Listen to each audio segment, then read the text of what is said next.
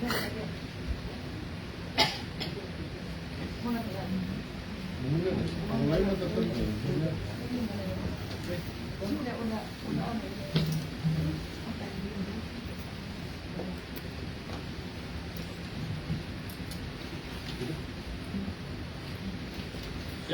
saudara-saudara. Terima kasih kalau bisa datang udah on time. Sebelum mulai kebaktian, mari kita berdoa. Bapa kami yang di surga, Bapa yang kami sembah, kami ucapkan terima kasih untuk kasih setiamu sepanjang minggu yang lalu. Tuhan, saat ini kami mau memulai kebaktian. Tuhan, tolong pimpin kebaktian ini dari awal sampai akhir. Kau juga urapi mulut bibir hamba-Mu, Pak Dedi, yang akan menyampaikan kebenaran firman-Mu. Dan juga Engkau sertakan anak-anak-Mu yang memain musik, worship leader, dan lain-lain yang melayani di tempat ini. Tuhan, tolong pimpin anak-anak-Mu yang dalam perjalanan, antar mereka tiba di sini dengan selamat. Tuhan, kami mau siap memuji dan mendengarkan firman-Mu. Di dalam nama Tuhan Yesus kami sudah berdoa. Amin. Amin.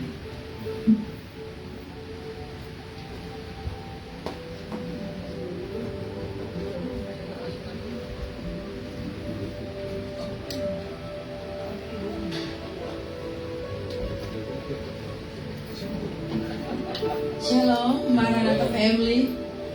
Selamat siang. Selamat datang kembali beribadah. Di sini kita adalah satu keluarga ya. I feel home in this place. Terima kasih untuk sudah berikan kesempatan untuk kami dapat melayani pada Tuhan dan of course dengan saudara-saudara yang tercinta. Hari ini adalah harinya Tuhan. Saya percaya kita semua datang. Ada yang berbeban berat, ada yang punya masalah, ada yang kerinduan untuk dijawab oleh Tuhan apa yang diinginkan. Mari saudara, bebaskan hati kita, karena Tuhan akan hadir di tempat ini supaya saudara dan saya datang tidak akan sia-sia. Apabila kami mau menyembah, kami mau buka hati kami dengan sungguh-sungguh kepada Tuhan, karena Tuhan melihat umat-umat-Mu yang rindu untuk dijamah, untuk diberkati oleh Tuhan. Apa yang engkau minta, kata Tuhan, kata firman Tuhan, carilah aku, maka engkau akan mendapatkan aku. Khusus tempat ini, Tuhan mengundang Anda dan saya untuk senantiasa mengucap syukur atas napas hidup ini, atas semua Tuhan sudah jadikan dalam seminggu ini. Dia sudah berkenan di dalam hidup kita. Mari saat ini kita mau undang perkenanan Tuhan, supaya pujian dan penyembahan kita layak di hadapan Tuhan. Puji Tuhan, kita mau pujikan sungguh indah.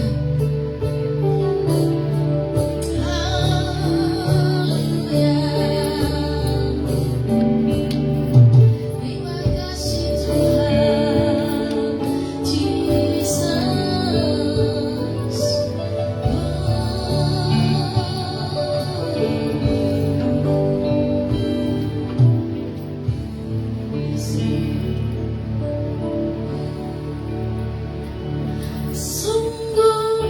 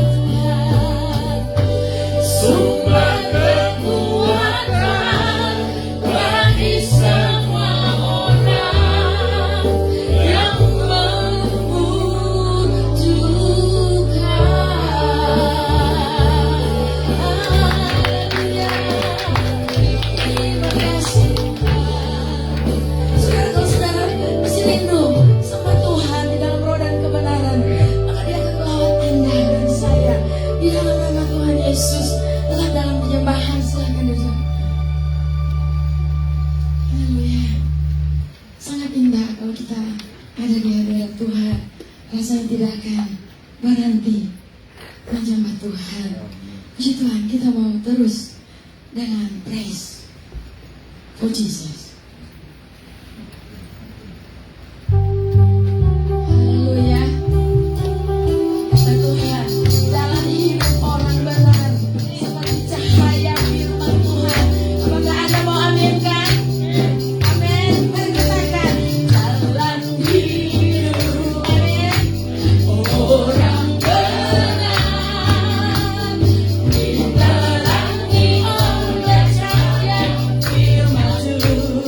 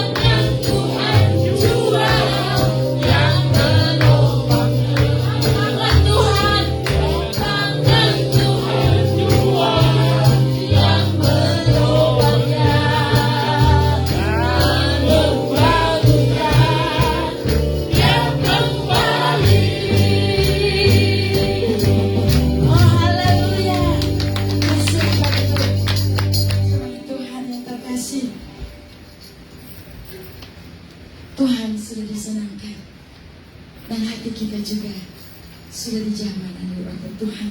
Kita mau masuk lebih dalam lagi, mengingat kasih Tuhan akan hidup kita. Karena tanpa Tuhan, we have nothing.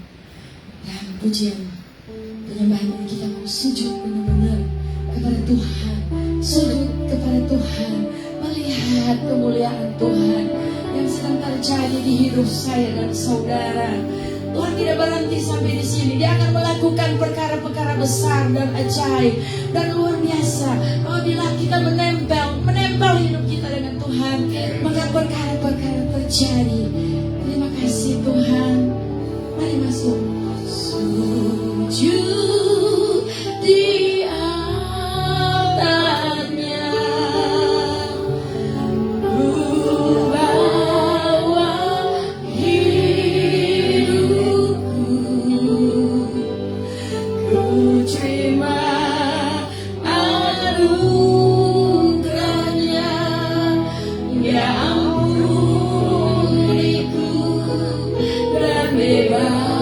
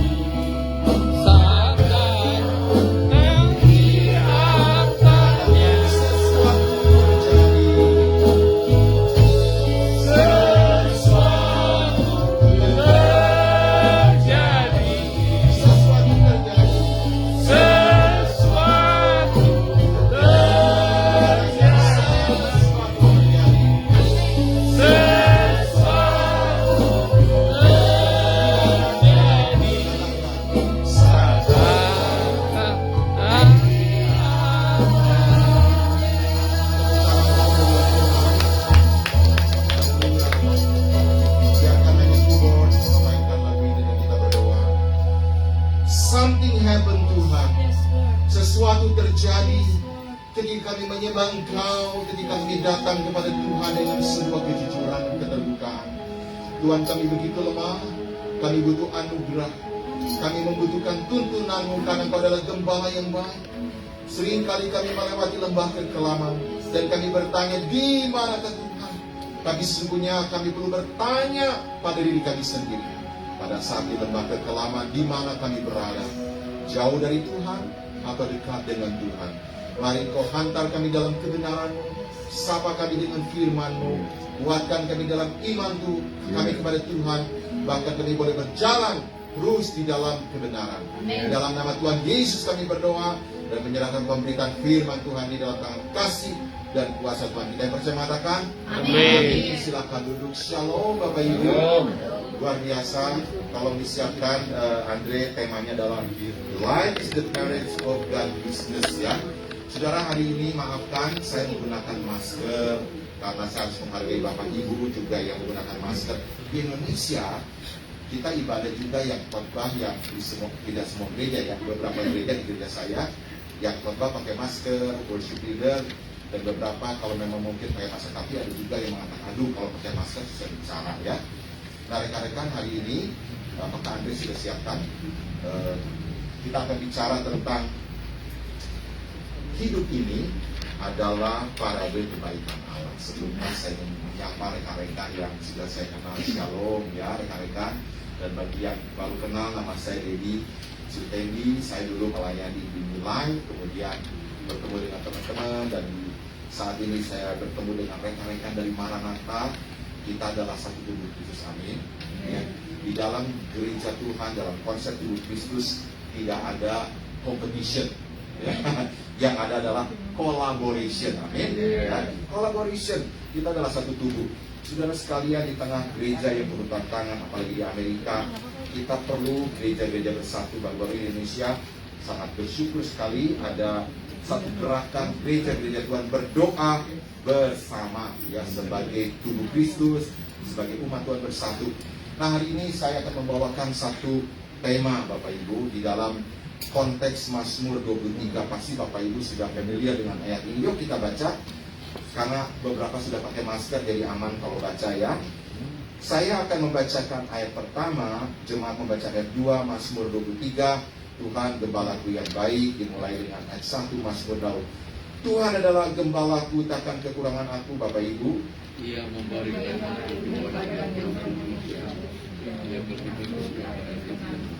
Ia menyegarkan jiwaku, Ia menuntun aku di jalan yang benar oleh karena namanya. Sekalipun aku berjalan dalam lembah kekelaman, aku tidak takut bahaya, sebab Engkau besertaku. Padamu dan tongkatmu, itulah yang menyembuhkan. Engkau menyediakan hidangan bagiku di hadapan lawanku. Engkau mengurapi kepalaku dengan minyak, ialah aku penuh melimpah. Kebajikan dan kemuliaan Malaka akan mengikuti aku seumur hidupku. Engkau diam dalam rumah Tuhan sepanjang masa. Terima kasih, ya. Baca Alkitabnya menarik, ya. Ada yang udah ke Long Beach, ada yang masih di daerah Bellflower dan sebagainya, ya. Saudara, hari ini kita akan melihat slide yang pertama tentang bagaimana Mazmur 23 ini kita aplikasikan di dalam kehidupan kita secara praktis. Ayat ini kita sudah baca berkali-kali, bukan? Kita sudah tahu ayat ini bicara tentang gembala yang baik, ya. Tapi seringkali kita lupa tuh, ya. Kalau Kristus sebagai gembala yang baik, pertanyaannya, ya, apakah saudara sekalian, Bapak, Ibu, dan saya, kita sudah jadi domba yang baik? Ya, kita seringkali berkata, ya, kita punya gembala yang baik, Yesus Kristus. Tapi pertanyaan berikutnya, kita sudah jadi domba yang baik belum? Yang mau diatur oleh Tuhan, diarahkan oleh Tuhan. Kita lihat dulu beberapa ayat. Sesungguhnya aku percaya akan melihat kebaikan Tuhan di negeri orang-orang yang hidup. Bersama-sama yuk kita baca.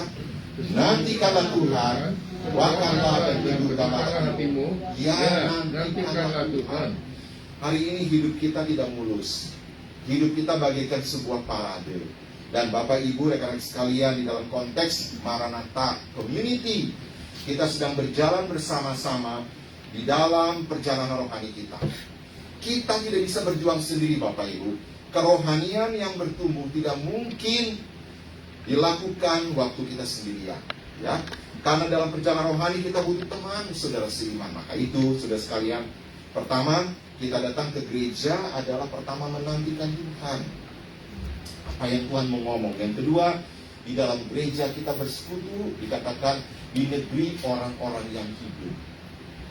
Saudara, kalau masih ada kesempatan kita datang ke rumah Tuhan secara onsite, datang, ya. Saya tahu mungkin hari ini ada yang kurang sehat.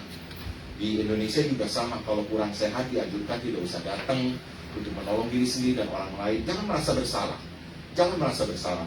Kalau kita harus ibadah di rumah karena kondisi kesehatan, bahkan tidak memungkinkan kita datang, it's okay.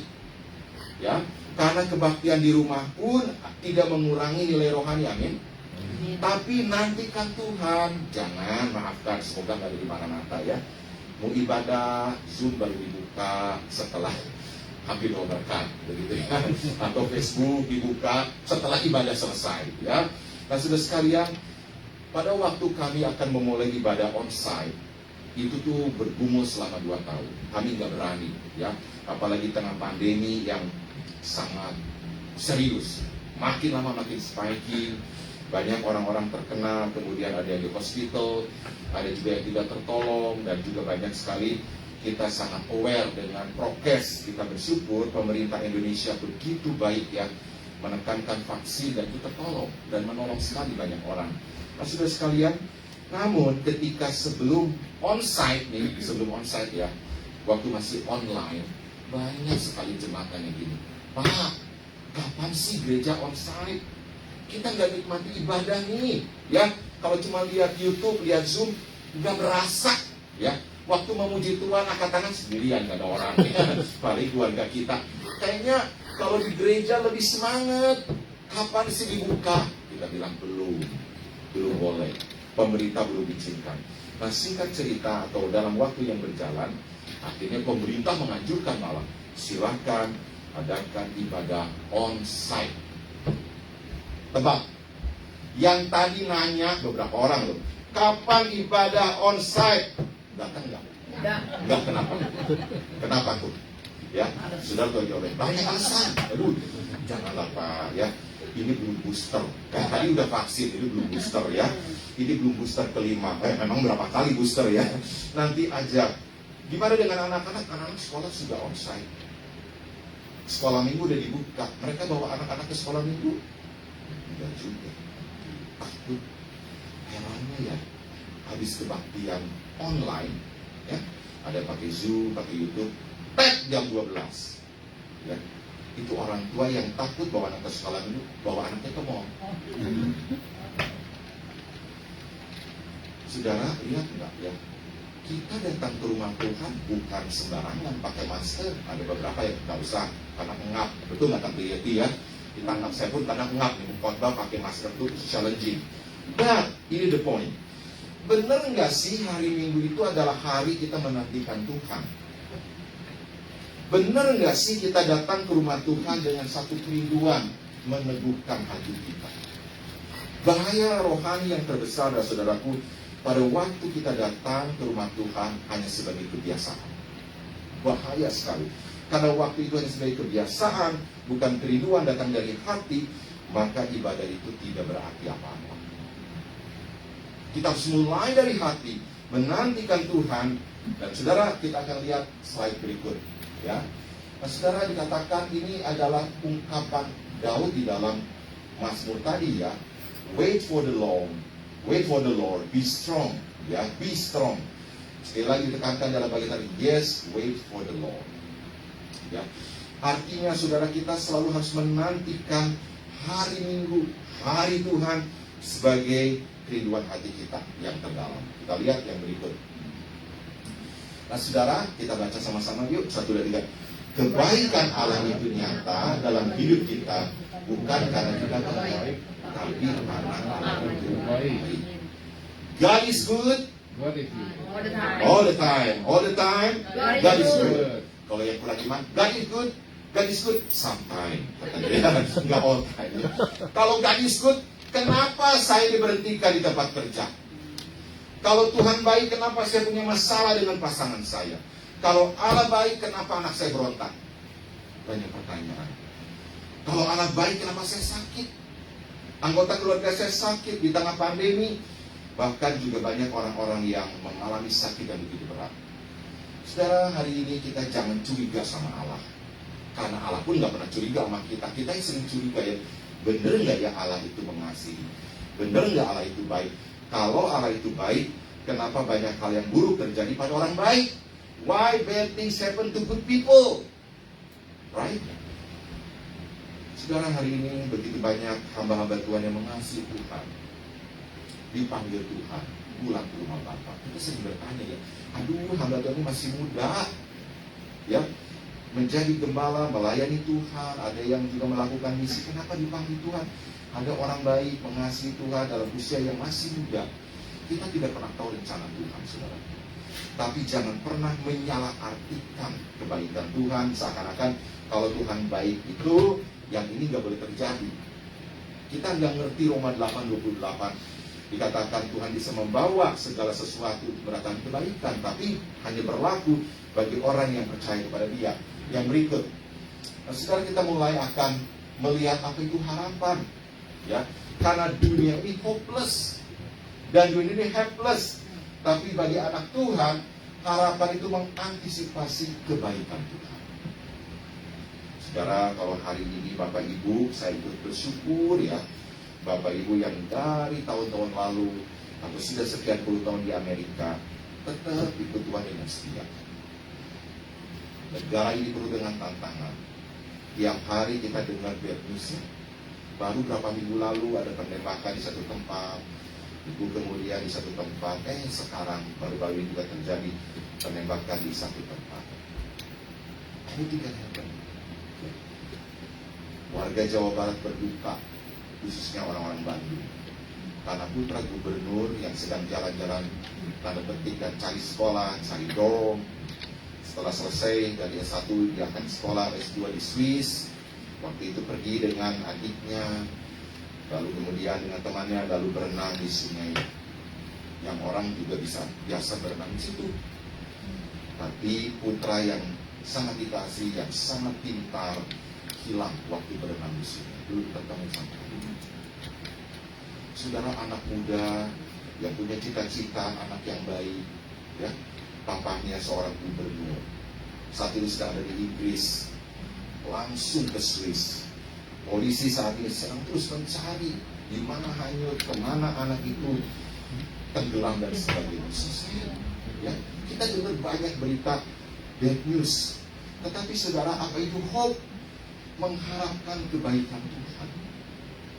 Karena saudara sekalian, di tengah-tengah dunia yang jahat, yang tidak baik ini, kita bersyukur punya Allah yang baik. Amin. Ya. Kalau kita tinggal di tengah dunia yang jahat, tapi kita tidak berharap pada Allah yang baik, siapa yang kita mesti harapkan, saudara? Tidak ada selain Allah sendiri. Kita akan lihat bagian berikut. Nah, yang pertama, saudaraku, ini bicara Mazmur 23:1. Ditulis oleh Daud, seorang gembala juga, menggembalakan domba. Ditulis oleh seorang yang punya iman yang besar, mengalahkan Goliat. Tapi juga Daud itu punya pergumulan gak mudah loh. Ya, seorang ayah Daud menghadapi pengkhianatan dari anaknya sendiri, Absalom. Daud itu orang yang saleh, tapi pernah berbuat salah. Pernah berzina. Bahkan dianggap Daud pun ikut dalam skenario pembunuhan. Karena takut ketahuan perselingkuhannya, dia atur sedemikian rupa supaya suami dari istri yang dia selingkuhi tidak ketahuan.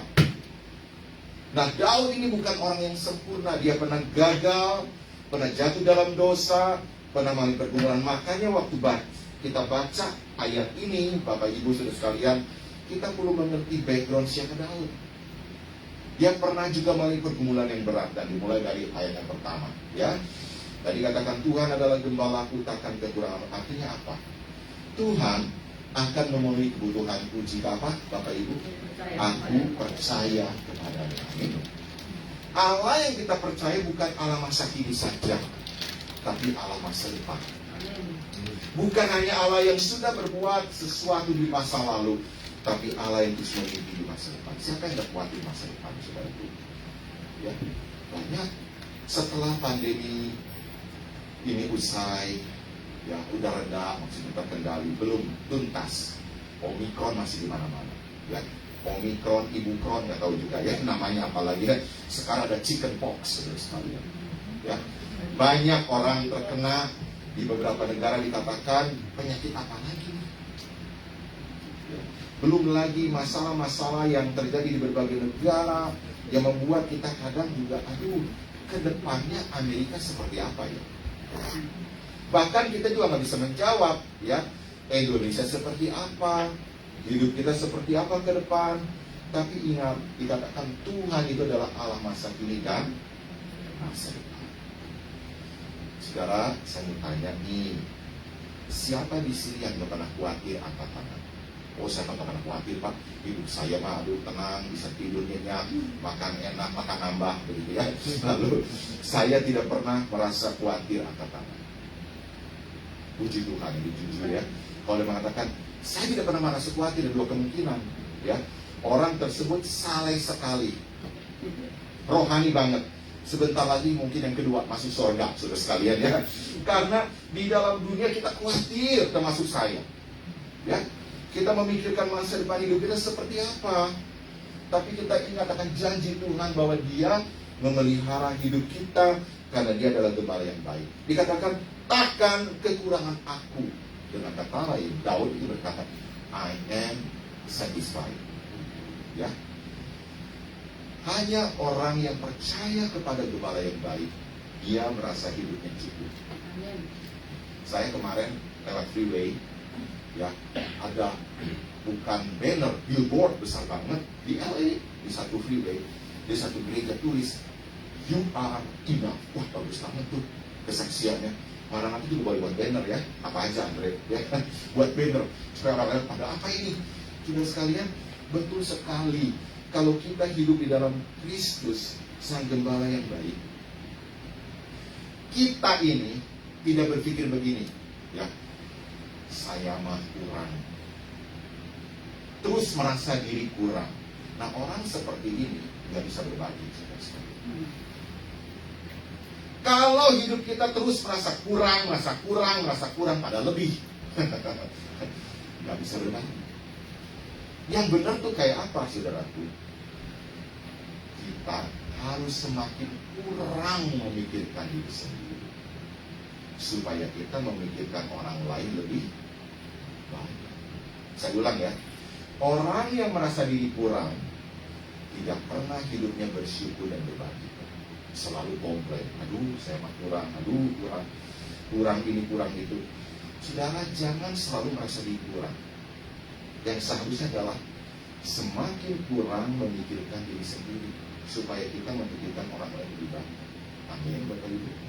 Saya tahu, saya menyaksikan Bapak Ibu di sini, mungkin hidup Bapak Ibu tuh gak selalu mulus ya.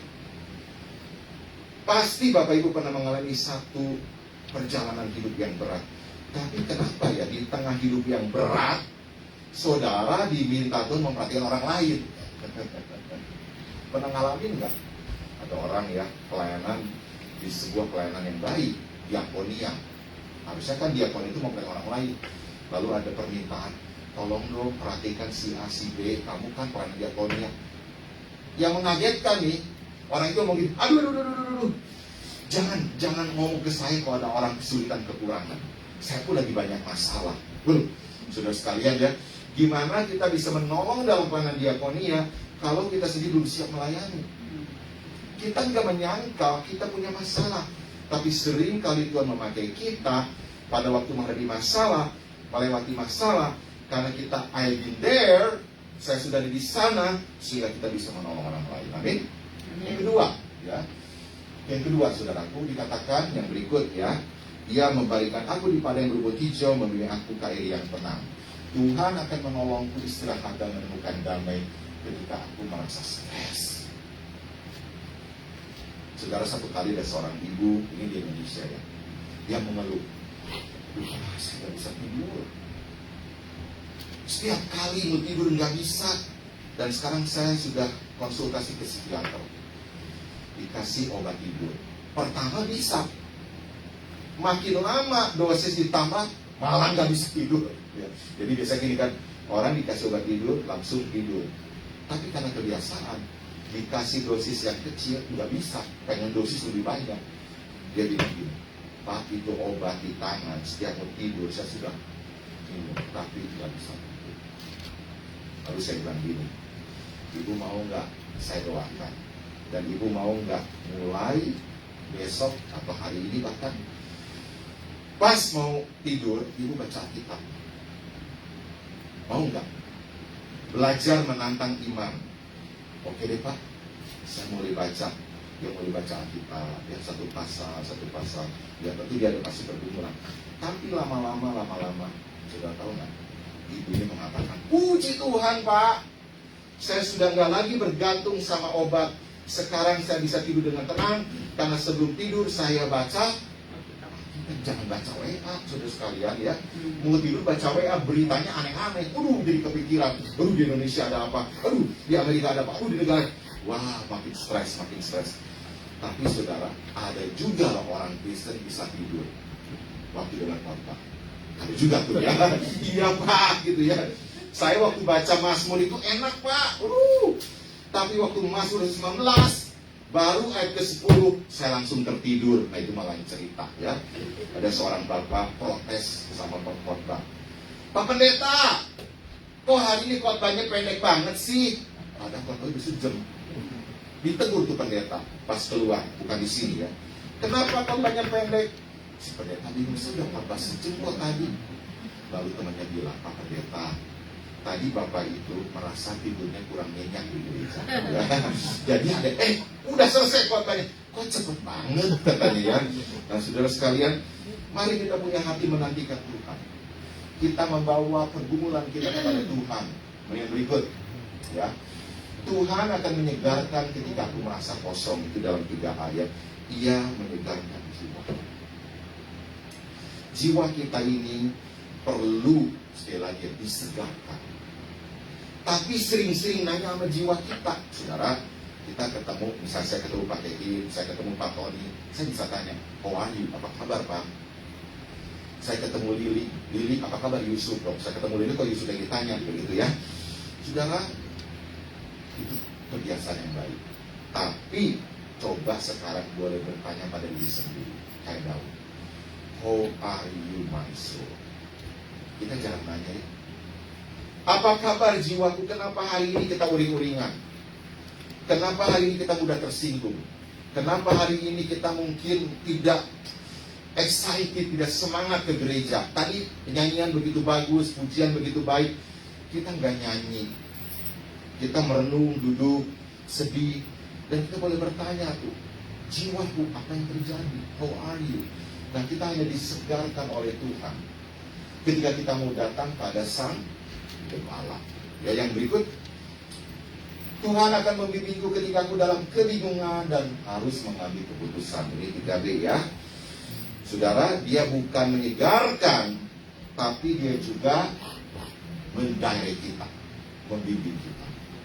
Saudara, hari ini mungkin kita bingung ya, mau pindah kerjaan, mau pindah rumah, atau kita mau sewa apartemen karena lingkungannya mungkin kurang baik, sekarang kita mau pindah ke tempat lain, atau anak kita mau kuliah di mana, aduh banyak sekali confusion dan kebingungan. Saudara, di saat seperti itu jangan mengandalkan kekuatan sendiri. Kita datang kepada Tuhan, bimbing saya, direct me. Bimbing saya Tuhan. Karena pada waktu kita ambil keputusan, kita bisa salah, saudara. Jangan jadikan Tuhan itu the last resort. Kalau kita udah benar-benar jalan buntu, baru cari Tuhan. Kalau kita udah kepepet, baru doa. Kalau kita udah merasa orang lain gak nolong kita, baru cari Tuhan. Saudara, saya mau tanya nih ya, waktu kita akan ambil keputusan, kita akan melakukan sesuatu, yang ditanya siapa dulu? Biasanya nih, ya saya ingat teman saya, enggak salah. Boleh aja nanya teman atau anggota keluarga, it's okay. Tapi seringkali teman kita pun bisa salah. Hati-hati tuh. Ya, kita mesti tanya sama Tuhan dulu, baru kita tanya, Tuhan, kira-kira Tuhan mau pakai siapa ya? Saya pernah waktu mau sekolah, mau kuliah, saya bingung ya, kuliah di mana? Saya mau ambil kuliah apa? Di kota mana? Waduh, saya bingung. Saya berdoa pada Tuhan, minta pimpinan Tuhan. Tuhan bisa pakai orang-orang di sekitar, saudaraku. Tapi poinnya adalah kita bergantung kepada Tuhan. Yang berikut, ya, ayat 4 di bagian ini, sekalipun aku berjalan dalam lembah apa? Kekelaman. Ya, bicara tentang lembah kegelapan, dikatakan Tuhan akan berjalan besertaku dalam hari-hari gelapku dan menakutkan. Perjalanan kita penuh bahaya, sama seperti di padang belantara, ada binatang buas, ada musuh. Daud mengerti karena dia gembala. Domba itu sering diserang serigala. Tahu percis itu bukan tempat yang aman.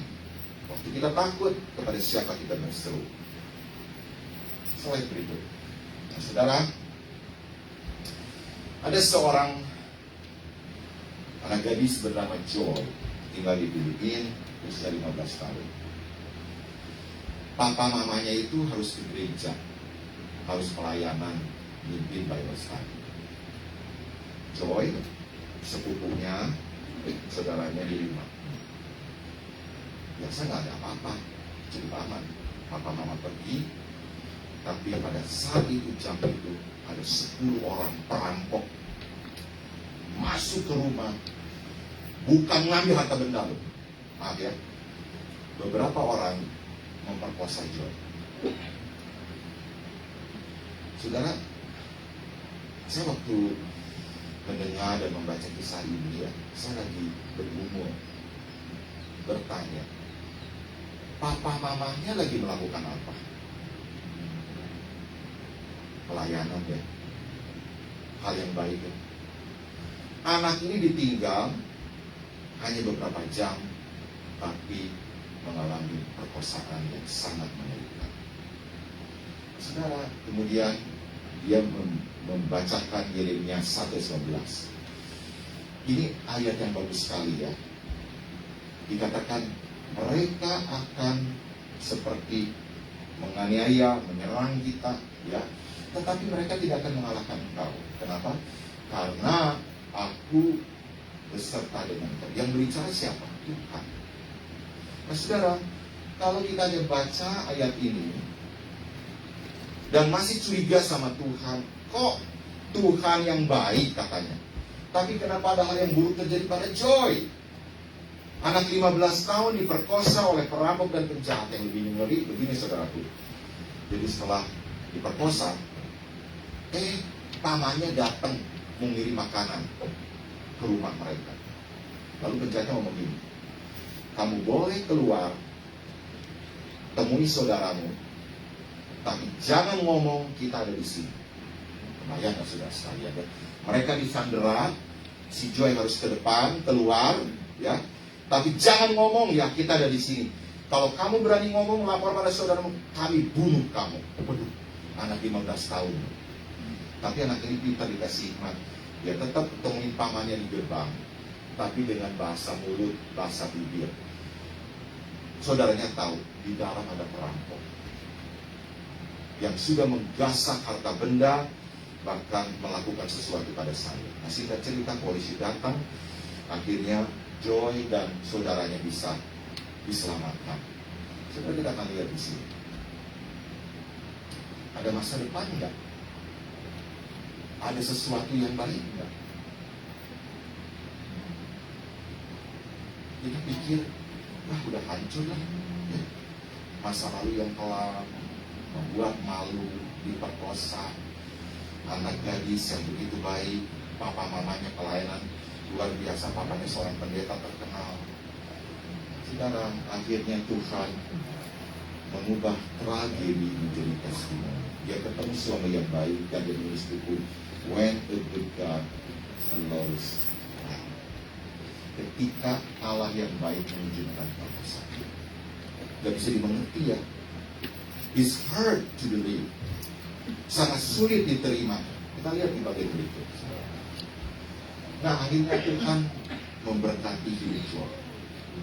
Dan sekarang Joy menjadi penulis buku yang terkenal bukan di Filipina, tapi di berbagai negara, karena tulisannya memberkati banyak orang dan menolong orang-orang korban perkosaan. Saudara, waktu kita melihat ke belakang hidup Joy, menyedihkan, menyeramkan, menakutkan, seperti tidak ada harapan. Tapi Tuhan mengubah ya tragedi menjadi apa? Testimoni. Hidup kita juga penuh tragedi, saudaraku ya. Maaf ya, mungkin kita mengalami pergumulan keluarga, ada masalah dengan pasangan, anak kita berontak, anak kita meninggalkan. Ada satu buku yang bagus sekali ya, judulnya adalah The Prodigal Son. Nah, anaknya pernah kesaksian di Indonesia. Dia bilang, papa saya, mama saya waktu nyuruh saya ke gereja, wah saya marah. Tiap hari, tiap minggu saya ribut dengan papa mama. Karena lagi rebellious. Hidupnya gak keruan, mess up. Akhirnya dia mencari cara untuk bebas dari keluarga. Hidup meninggalkan keluarga. The Prodigal Son. Tapi sudah tahu, Tuhan tangkap anak ini. Dan sekarang Tuhan pakai dia menjadi seorang hamba Tuhan yang melayani Tuhan luar biasa. Iya tidak, saudara? Ya. Waktu si orang tua ngadapin ini anak, aduh, perlu dengan tangisan, karena ini benar-benar berontak. Papa mamanya pelayan Tuhan loh. Tapi anak ini akan saya akan permalukan kamu dengan sengaja, intentionally, supaya kamu melihat siapa anakmu. Aduh, papa mamanya udah terus nangis terus berdoa. Tapi sekarang anak ini dipakai Tuhan. Dan ibunya menuliskan satu buku. Ketika anak itu terhilang dan ditemukan, Tuhan bisa memakai anak itu bagi kesaksian. Ya, kita lihat yang berikut, saudaraku. Ayub itu berkata, kita baca yuk. Karena ia tahu jalan hidupku, seandainya ia menguji aku akan tipu seperti emas. Saudara, saya nggak tahu ujian apa yang saudara termasuk saya hadapi ya.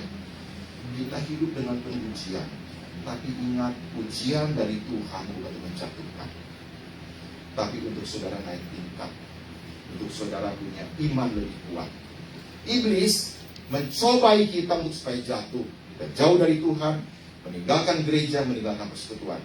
Tapi Tuhan memberi ujian supaya kita naik kelas. Amin. Ya. Yang berikut, saudaraku, kita akan lihat di ayat 6 ya. Di bagian nomor 6 di Mazmur 4b ya. Nah, sudah dikatakan, sebab engkau besertamu, gadamu dan tongkatmu, itulah yang menyebut aku. Tuhan akan melindungiku ketika aku merasa tidak aman. Saudara, kepada siapa kita minta perlindungan? Saya tidak akan membahas. Tapi news di sana sini memberitakan kan, ketika terjadi penembakan, apakah di sana tidak ada polisi? Ketika terjadi perampokan, apakah di sana tidak ada petugas keamanan?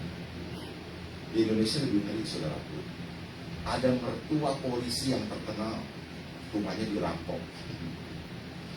Di rumah polisi, bahkan orang berani rampok rumah polisi. Aduh, saudara, itu udah masuk akal ya. Kok orang berani ya masuk ke rumah polisi dan merampok rumah polisi? Itu ada di news, saudaraku. Pertanyaannya nih, di mana tempat yang aman? Di mana? Tidak ada, saudaraku. Tempat yang aman adalah di dalam Allah. Amin.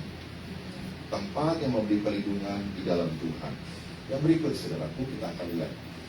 Tuhan akan membela aku ketika aku diserang. Saudara, mungkin hari ini ya, saudara melalui pergumulan, menghadapi lawan itu bisa si jahat, lawan itu bisa orang-orang yang tidak mengenal Tuhan, tidak takut akan Tuhan, menyerang kita dan sebagainya. Tapi dikatakan Tuhan itu membela. Saudara, ada kalanya nih, kita itu nggak bisa bela diri. Pernah nggak saudara diserang, saudara nggak bisa bela diri? Pernah ya? Diam aja, doa, nggak apa-apa lah, Tuhan tahu. Wah, kita ngomongin di belakang. Saudara, kalau ada orang ngomong kita di belakang, jangan ikut-ikutan. Ya, jangan kita jadi gosiper. Ya, ada seorang teman ngomong gini, tahu nggak gosiper anak siapa? Gosiper anak Lucifer. Karena Lucifer itu adalah raja kebohongan. Kita digosipin, kita diserang, diomongin di belakang. Saudara, jangan ikut-ikutan. Wah, lu ngomongin gua akan ngomongin lu lebih dahsyat lagi gitu ya. Saudara, kadang-kadang orang itu senang diajak ngomong dan ngomongin. Tapi kita harus punya cara yang berbeda. Satu kali Dallas Willard, profesor yang saya sangat kagum, penulis buku, dia mengajar di USC, tapi pernah ke Biola Seminar, sekarang sudah pulang ke rumah Bapa di surga. Pintar sekali, profesor di USC. Satu kali ada mahasiswa nyerang dia. Profesor, wah, tapi waktu dia nanya, dia itu tujuan untuk menyerang dia, menjatuhkan, kalau bisa dia nggak bisa jawab, dan bilang, "Si, aku lebih hebat dari profesor itu." Saudara, ketika mahasiswa diserang, ketika mahasiswa menyerang, bayangin di profesor dihormati loh. Kalau saudara seorang profesor, ada mahasiswa nyerang, ya, atau maaf lah, katakan saya sebagai pengkhotbah di sini mau baik-baik ya, ada jemaat, "Pak, saya nggak setuju dengan khotbah Bapak." Yo, wah, menurut saya khotbah Bapak itu salah. Saya lagi bertanya, reaksi saya gimana ya? Apakah saya masih bisa menjaga sikap? Nah, kembali ke Dallas Willard. Waktu diserang, dia cuma begini, "Terima kasih untuk masukan. Untuk hari ini kuliah selesai." Temannya itu greget, John Monfort itu nulis buku. Saya tuh bingung. Dia kan profesor yang hebat, brilian. Ayo dong, tunjukkan kamu hebat, jatuhkan tuh mahasiswa supaya dia malu di depan mahasiswa lain. Profesor Dallas, Profesor Willard, why you don't answer that student question? Perhatikan jawabnya gini. "Saya menahan diri untuk mengatakan kalimat terakhir." Saya ulang ya. Saya menahan diri untuk mengatakan kalimat terakhir. Apa maksudnya? Saudara, kalau sudah diserang, biasanya kita nyerang balik. Dan kalau bisa kita ngomongin, "Inilah kalimat terakhir saya, biar dia mati kutu." Biar, kata orang Sunda, supaya dia nyahok, katanya. Baru nyahok loh gitu ya. Supaya dia tahu loh, gua tuh paling pinter gitu ya. Rasain loh, kamu salah, gua benar. Bisa nggak? Bisa, saudara. Profesor ini pintar sekali, bukan nggak bisa jawab pertanyaan dia. Kalau dijawab pasti malu nih mahasiswa. Dia bilang, "Saya tahu, saya bisa melakukan yang benar, tapi saya tidak mempermalukan mahasiswa ini. Karena mungkin mahasiswa ini belum kenal Tuhan ya. Siapa tahu dia bisa kenal Tuhan lewat kesaksian Profesor Dallas Willard. Saya berusaha mendisiplin kalimat terakhir." Saudara mungkin diserang saat ini ya. Saudara dipikir, gimana caranya saya menyerang balik? Tentunya, karena siapa yang membela kita? Tuhan. Ya. Yang berikut, ya, Tuhan akan menyatakan kebaikan kepadaku apapun yang terjadi. Ya, nah ini penting sekali ayat ini ya. Dikatakan kebajikan, kemurahan belaka akan menjadi aku seumur hidupku. Slide berikut. Dan Tuhan akan membawaku kemana? Ke surga suatu hari, dan aku akan diam dalam rumah Tuhan sepanjang masa. Ayat ini sangat berkesan dalam hidup saya, saudara. Why? Ketika mami saya ada di rumah sakit dalam situasi kritis, saya mendoakan mami saya, "Mami, walaupun mami nggak bisa respon, mami udah nggak bisa bicara, mami nggak bisa bergerak, tapi saya, Dedi, mau bacakan Mazmur 23 ya mami." Saya bacakan ayat ini pelan-pelan sampai pada kalimat, "Aku akan diam dalam rumah Tuhan sepanjang masa." Mami saya menghembuskan napas terakhir. Saya masih ingat. Ternyata saudara, saya mau cerita ya, pengalaman ini saya juga alami ketika mendoakan orang-orang yang terminal illness. Saya bacakan Mazmur ini, tidak lama kemudian dia pulang ke rumah Bapa dengan tenang. Tapi jangan jadikan ayat ini sebagai satu hal yang menakutkan ya. Oh, kalau baca ini langsung kita dipanggil ke surga. Maksud saya, ketika ada orang yang sedang mengalami pergumulan berat, terminal illness, saat-saat terakhir dia mungkin meninggalkan bumi ini, bacakan ayat ini. Yakinkan kalau dia percaya kepada Kristus, dia tahu kemana dia pergi. Amin, Bapak Ibu. Amin. Amin. Bagi orang Kristen, pada waktu menghadapi kematian, dia tahu kemana dia pergi. Ada seorang penulis ngomong begini, bagi anak Tuhan, waktu dia menghadapi kematian, dipanggil Tuhan, buka mata, udah di sorga. Itu kata penulis. Kalau di bumi, kita tidur, buka mata, aduh ada tagihan, ya, bil yang belum beres, aduh ada banyak urusan di bumi ini yang harus saya selesaikan. Bagi anak Tuhan, kematian itu adalah perpindahan dari kehidupan sementara pada kehidupan kekal. Lanjutkan dulu. Saudara, apa yang Tuhan inginkan di dalam hidup kita, ya? Nah, saudara, ini yang dikatakan oleh Warren bagus sekali, 10 poin, ya. Dikatakan bahwa kita ini perlu daya tahan. Kita ini perlu keseimbangan. Kita ini memang menghadapi tekanan, tapi kita terus berjuang. Kita butuh bimbingan, kita butuh keyakinan diri, kita butuh sekali lagi kepastian, kita butuh pengaruh, kelimpahan, kebajikan, dan apa yang kita dapatkan sebagai warisan yang berharga itu dari Tuhan sendiri. Saudara, hidup kita akan puas, tidak kekurangan kalau kita punya 10 poin ini. Amin. Di mana kita dapatnya? Dari Tuhan, bukan dari diri sendiri, dari Allah sendiri, ya, yang memberikan 10 hal yang berharga, hidup yang berkelibat. Kita lihat yang berikut. Ya. Saudara, ada 3 hal yang saya mau tutup di dalam khotbah hari ini. Saya tadi bicara, ya, kita nggak mungkin jalan sendiri dalam perjalanan rohani. Kalau kita berjalan sendiri di tengah padang belantara, bahaya. Jalan sendiri di tengah peperangan, bahaya sekali. Ada musuh yang akan menyerang kita. Kita butuh ini, komunitas. Yang pertama, komunitas yang mendemonstrasikan kebaikan Tuhan. Kalau kita sharing sama anggota Maranatha, bilang, hidup saya punya masalah. Yang lain juga, ya sama juga. Tuhan gak baik, iya Tuhan gak baik. Kebayang gak saudara sekalian? Kita menjadi toksik Maranatha.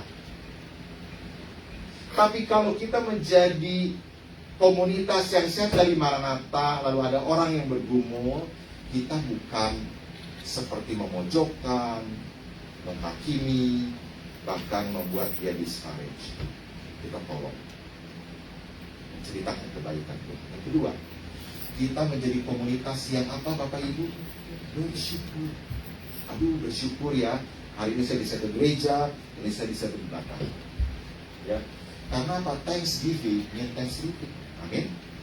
Hanya orang yang merasa diri cukup bisa bersyukur. Yang ketiga, ya, kita menjadi komunitas yang saling apa? Mengingatkan dan menguatkan. Itu penting sekali. Jadikan Maranatha menjadi sebuah komunitas. Kita ulang yuk ke belakang. Komunitas apa yang tadi? Yang pertama, mundur. Ya. Komunitas sesudah lipat. Komunitas apa? Yang mendemonstrasikan apa? Kebaikan Tuhan. Wow, saya ketemu jemaat di Maranatha atau orang yang ke Maranatha, benar-benar ya, hidupnya itu menceritakan kebaikan Tuhan, bukan kejelekan orang lain. Menceritakan kebaikan Tuhan, bukan kejelekan orang. Yang kedua, komunitas yang apa? Bersyukur. Thank you God. Terima kasih untuk hari ini dan hidup yang Tuhan berikan. Yang ketiga, komunitas yang saling apa? Mengingatkan dan menguatkan. Bukan menghakimi dan menyudutkan. Bukan. Menjadi komunitas apa? Yang mengingatkan dan menguatkan. Mari kita berdoa. Saudara, kita mulai dari diri kita dulu. Maukah kita menjadi komunitas, bagian dari komunitas yang Tuhan panggil, Tuhan pilih, Tuhan pakai? Nah, saudara menjadi komunitas, bagian komunitas yang dipakai Tuhan, menjadi berkat di dalam perjalanan rohani kita sendiri dan perjalanan rohani orang lain. Bagi Bapak Ibu yang ada di rumah, yang sedang melihat atau mengikuti ibadah pada saat ini, walaupun secara online, biarlah Tuhan juga berbicara kepada Bapak Ibu saudara sekalian. Ingat, Tuhan adalah gembala yang baik. Tuhan menyertai, Tuhan mengarahkan, dan Tuhan melindungi. Bapa di surga, berkati setiap jemaat yang ada di rumah maupun di sini yang sama-sama sedang beribadah. Biarlah kami mengimani dan mengamini firman Tuhan. Kami terus berjalan bersama dengan Tuhan Sang Gembala. Ingatkan kami Tuhan, tolong kami Tuhan, kuatkan kami Tuhan ketika kami lemah. Dan tolong kami juga Tuhan, ketika kami mulai mencari jalan sendiri, Tuhan arahkan kami. Terima kasih. Berkatilah setiap jemaatmu di dalam pergumulan, pada waktu mereka mungkin menghadapi masalah sakit penyakit, bahkan masalah-masalah yang sedang dihadapi. Tuhan menolong, menguatkan dan melindungi. Di dalam nama Tuhan Yesus kami berdoa. Kita yang percaya mengatakan Amin. amin. Sesaat kembali kepada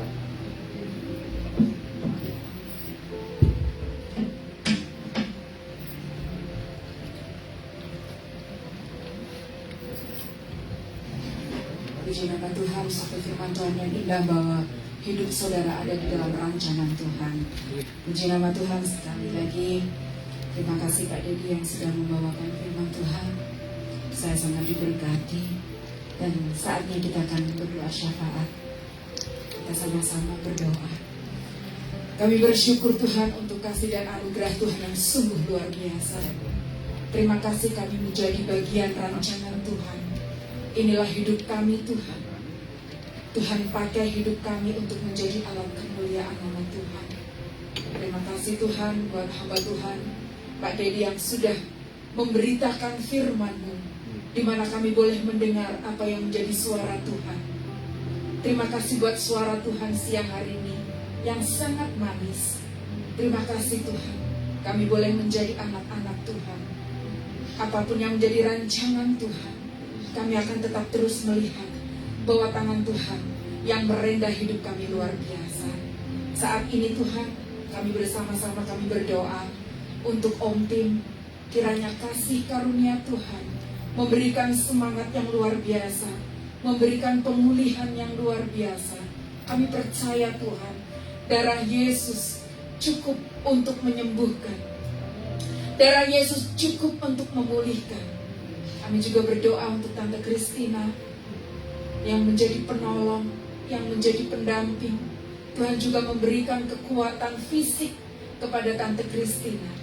Kami juga berdoa ya Tuhan untuk kesembuhan Ciliani dan juga Kohandi. Tuhan, rancangan Tuhan tetap yang terbaik. Tuhan memberikan pemulihan total. Tuhan menyembuhkan dengan total. Kami juga berdoa untuk Ibu Aimin. Kami berdoa untuk Pak Yonas, Pak Emil, Ciin. Kami terus membawa di dalam doa Tuhan. Dan juga Cik Vivi, Mei, Kohabi. Kami percaya orang yang menanti-nantikan kesembuhan dari Tuhan mendapat kekuatan yang baru.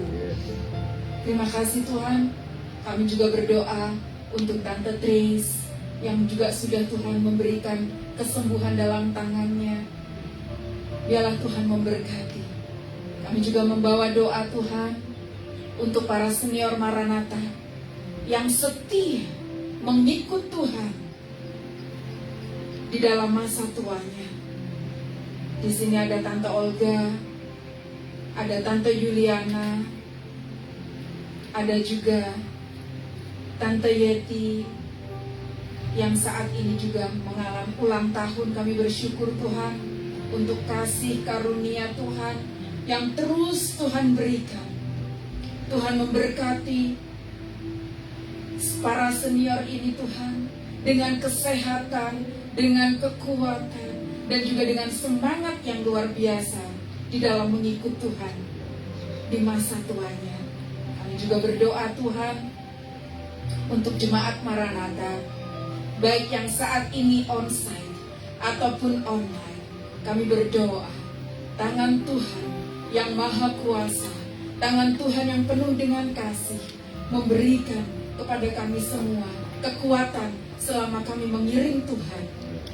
Kami juga berdoa ya Tuhan, kami hidup di Amerika, tanah yang kami injak ini Tuhan diberkati oleh Tuhan. Apapun yang menjadi pekerjaan kami semua Tuhan diberkati oleh Tuhan. Kami berdoa pemulihan buat Amerika. Tuhan mengampuni Amerika dengan semua dosa-dosa yang di pandangan Tuhan salah dan berdosa, ampuni Tuhan dan Engkau pulihkan. Tuhan masih melihat anak-anak Tuhan yang berdoa. Tuhan masih melihat hati-hati anak Tuhan yang sedang berdoa. Tuhan memperhatikan. Kami berdoa, shalom buat Amerika, damai sejahtera buat Amerika. Kami juga berdoa untuk Ukraina. Kami berdoa buat Rusia. Tangan Tuhan yang memberikan kedamaian. Terima kasih Tuhan. Kau sempurnakan doa kami yang jauh dari sempurna. Di dalam nama Tuhan Yesus. Haleluya. Amin.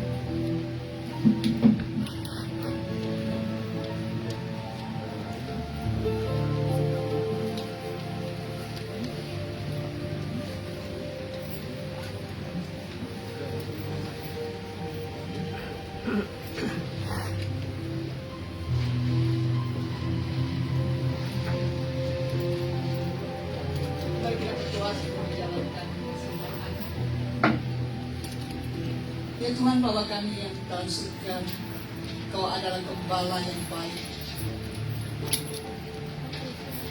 Dan kami percaya ya Tuhan, Kau memilih setiap kami. Terima kasih atas kasih setiamu kepada kami ya Tuhan. Kau sudah setia kepada kami, ajaran kami juga setia kepadamu. Terima kasih atas berkat-berkat yang Kau sudah berikan kepada kami. Kesehatan, secara finansial, pekerjaan ya Tuhan. Tuhan, sekarang kita menjalankan persembahan, Kau berkati ya Tuhan, Kau puji ya Tuhan, persembahan ini ya Tuhan, biar Kau sucikan dan Kau pakai untuk kemuliaan nama, untuk pelebaran kerajaan saja. Demikian juga orang-orang yang sudah mempersembahkan dan belum mempersembahkan. Terima kasih juga ya Tuhan buat kesempatan ini. Di dalam nama Yesus kami berdoa.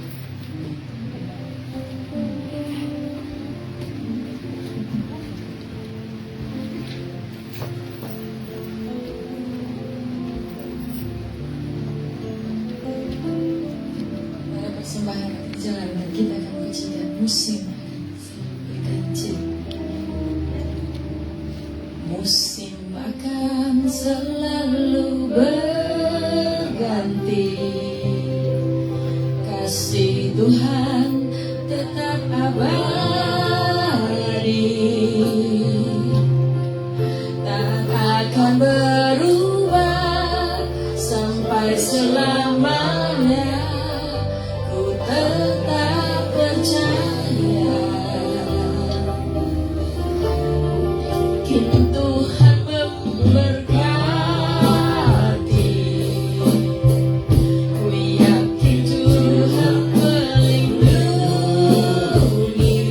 Burung di udara, burung di udara, Tuhan pelihara. Karena kasih-Nya Tuhan selalu menolongku, Tuhan selalu menolongku.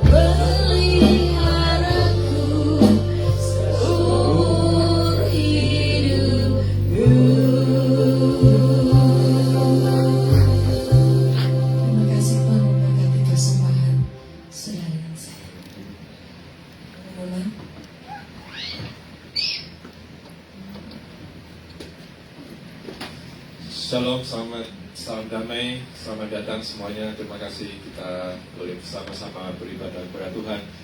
Halo Om Tony dan Ibu Lisa, lama nggak ketemu. Selamat datang. Dan kita berharap kita semua boleh merayakan ulang tahun Maranatha minggu depan jam 5 sore di ruangan besar sana. Dan kita mengundang semua untuk boleh hadir. Dan kalau boleh membawa teman juga nggak apa-apa. Dan juga besok adalah piknik di Redondo Beach atau di Torrance Beach dekat rumahnya Cifoni jam 2. Kita ada beberapa orang sudah di sana jam 2 dan akan sampai sunset kira-kira jam 7, jadi boleh datang telat juga nggak apa-apa. Lalu apa namanya? Akhirnya setelah melalui pergumulan yang berat dan berdoa terus, akhirnya kita menemukan pengurus yang baru untuk tahun 2002 dan 2 tahun ke depan, yaitu ketuanya Pak Andi Tuhan, dan Sifoni sebagai sekretaris. Puji Tuhan, Sifoni sudah memberi waktunya dan tenaganya untuk kita semua. Juga bendara satu Pak Yusuf dan saudara ketua Pak Andre atau seksi masak, nanti siapa nggak tahu yang seksi masak nggak mau, nanti saya ganti. Dan terima kasih Pak Dedi untuk firman-Nya hari ini. Ini Pak Dedi juga ajaib hari ini bisa datang karena sebetulnya Pak Emil, tapi Pak Emil masih berhalangan karena kansernya, dan betul aja Pak Dedi ini oke hari ini. Puji Tuhan. Puji Tuhan, ini mujizat dari kita. Terima kasih Pak Dedi. Dan juga ini ada permintaan doa sebetulnya dari Rally ya, dia sakitnya rada parah, nanti kalau Pak Dedi minta doa untuk cucunya cucu. Lalu juga ada beberapa orang yang kehilangan pekerjaan sebetulnya dan mencari pekerjaan, dan kita juga minta doa. Apalagi Cifoni?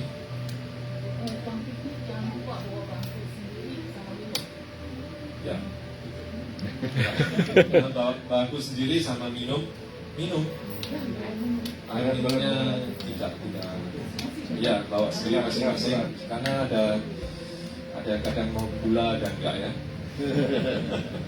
Oke, puji Tuhan. Ada lagi? Oke, saya balik. Ya. Terima kasih. Lagu Maranatha. Kenapa?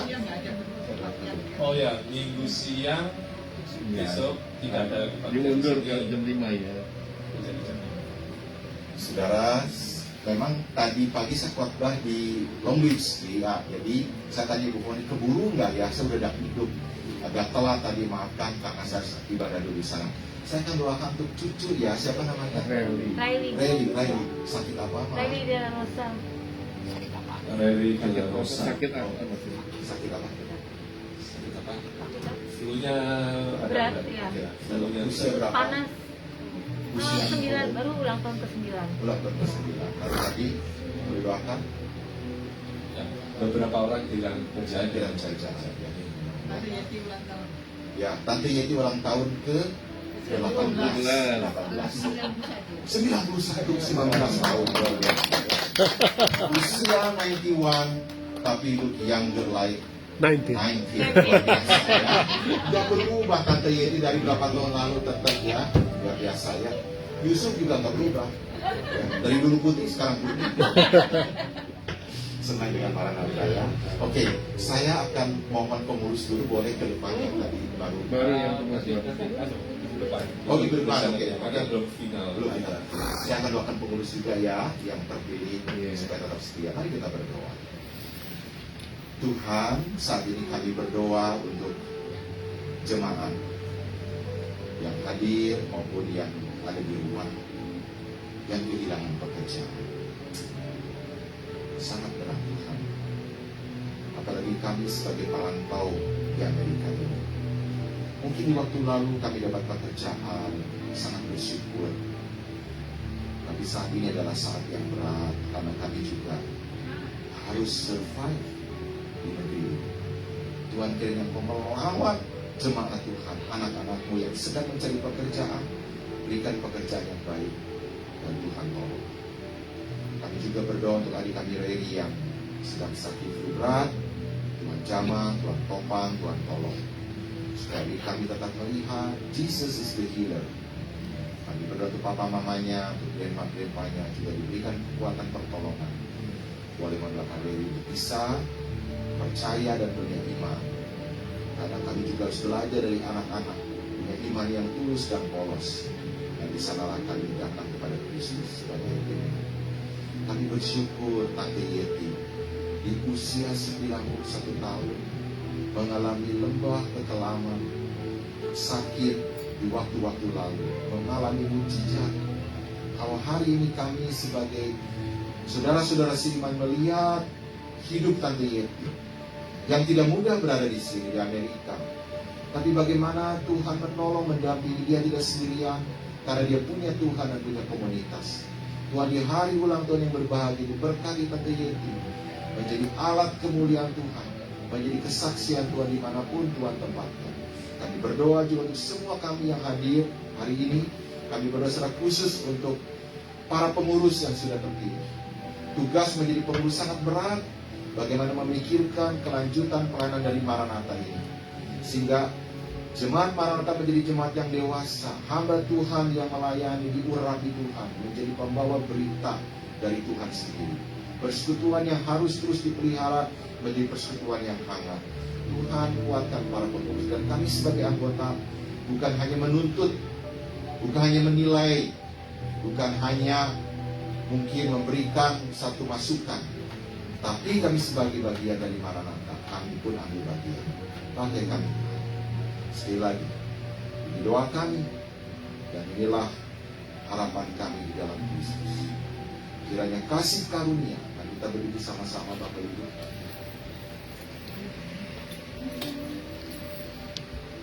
Kasih karunia dari Allah Bapa, yang kasihnya tidak pernah berubah, persekutuan di dalam Tuhan Yesus Kristus, dan penghiburan dari Roh Kudus menyertai kita dari sekarang sampai selama-lamanya. Kita yang percaya mengatakan Amin.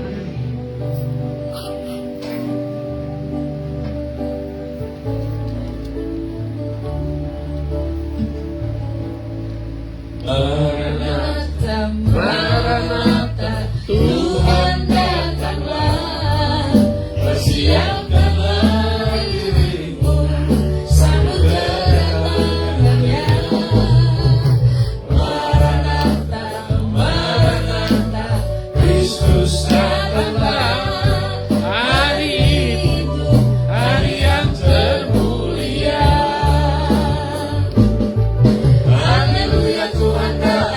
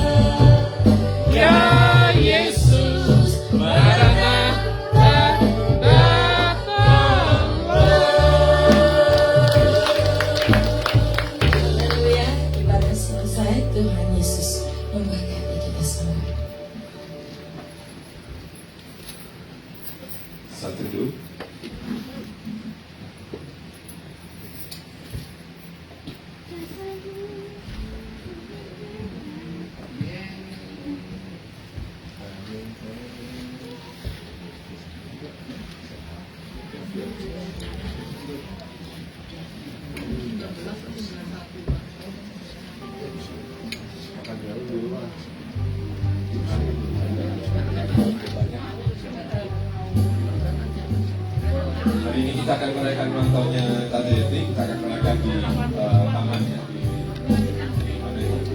Dan kalian banyak